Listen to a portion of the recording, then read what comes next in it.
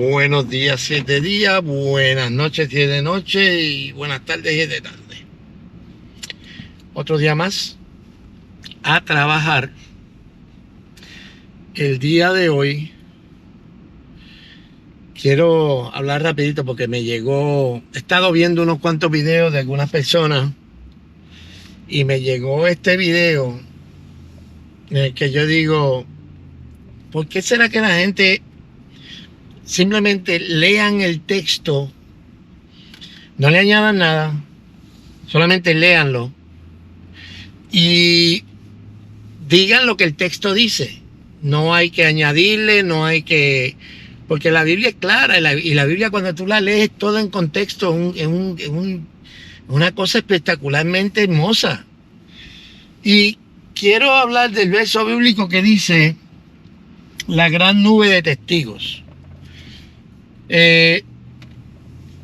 Hay gente que afirma que ese verso bíblico de lo que está hablando es que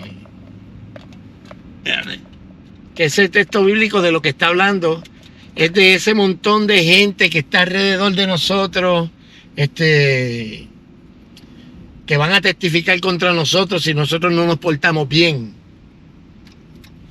Y aunque dejó claro que, por supuesto, el cristiano se tiene que portar bien, de eso no es lo que está hablando el texto.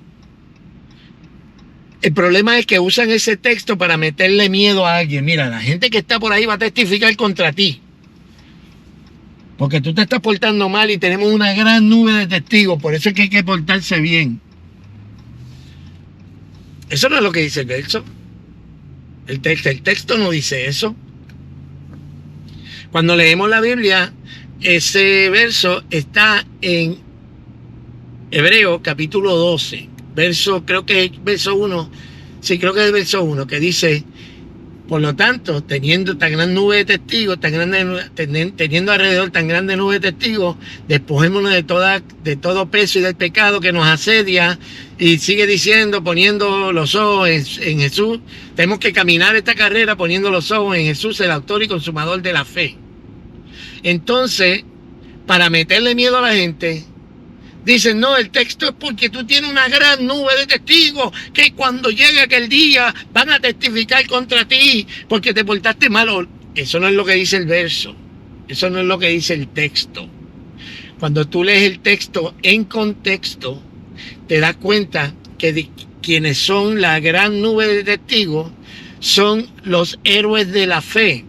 Porque ese verso, recuerden que la Biblia no se escribió en capítulos y versículos, sino que la Biblia es un documento. Eso era una carta. La carta viene hablando desde el capítulo 11, dice: pues por la fe esta gente recibió testimonio.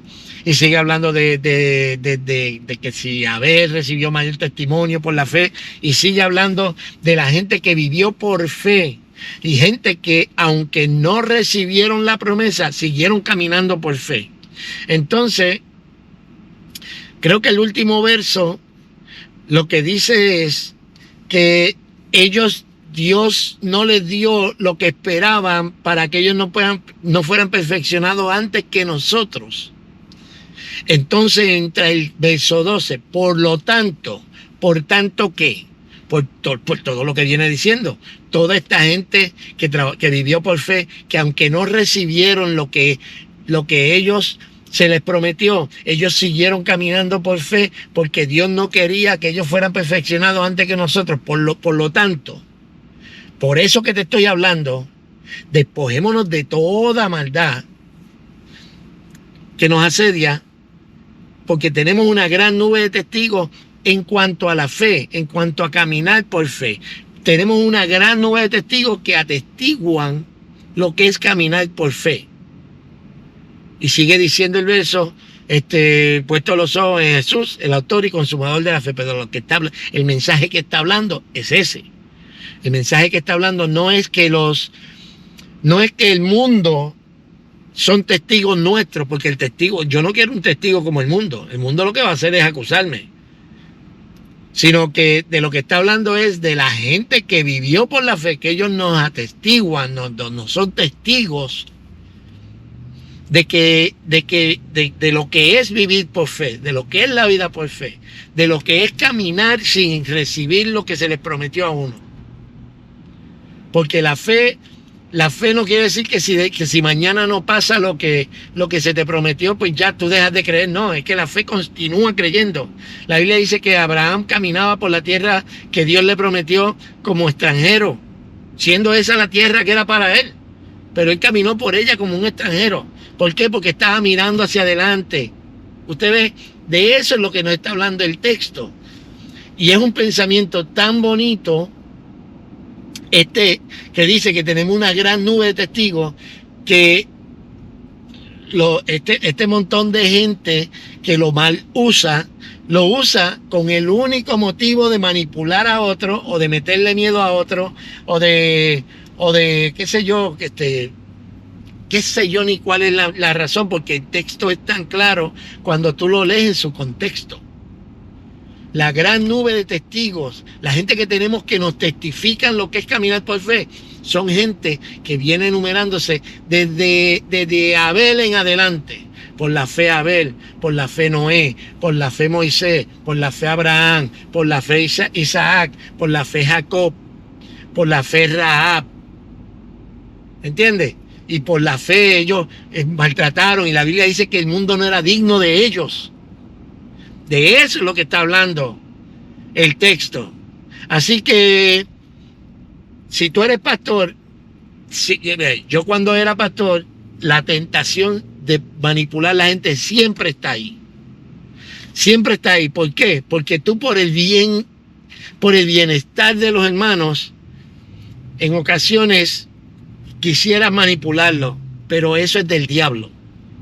La manipulación es del diablo y no debe ser una de las herramientas que utilizamos nosotros, y mucho menos tomar la palabra de Dios para torcerla y dar una impresión de que la palabra está diciendo una cosa que no está diciendo, porque eso no es ser un buen representante del Evangelio de Jesucristo.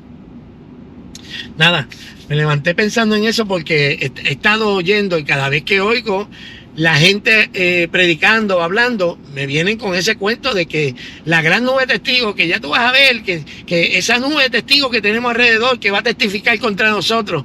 Pues no son mis testigos. ¿Qué clase de testigos yo tengo que testifica contra mí? No, esos son acusadores. Pero la nube de testigos que yo tengo son la gente que han caminado antes que yo por fe, testifican de lo que es caminar por fe, de lo que es caminar sin que la promesa se haya cumplido, de lo que es seguir creyendo a pesar de las circunstancias. ¿Usted ve?